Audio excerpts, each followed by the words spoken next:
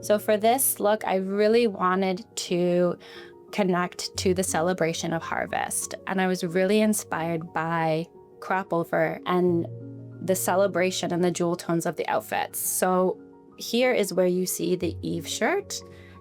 But then at the back of this one, you see the NNDYVE logo, but adding in those jewel tones, but on the Eve logo. And then for the pants here, having at the very bottom that mole hair to really create a really interesting contrast of textures for the final look.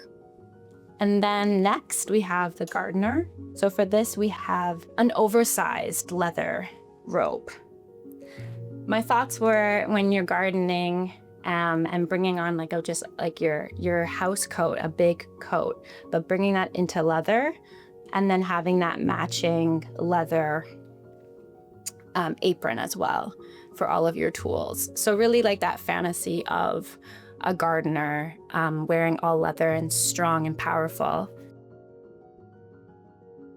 And then here you'll see the last look, the livestock tender. So for this one, the same style of coat as the gardener, but for here it's wool. So half in this beautiful texture. And then for this one with the tweed, and you can see when you look closely, the beautiful shine on the tweed as well.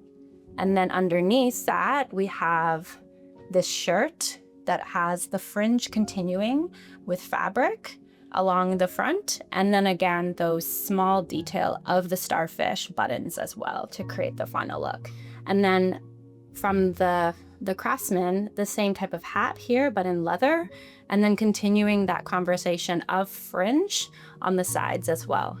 And the last piece of the collection is our silk scarf here.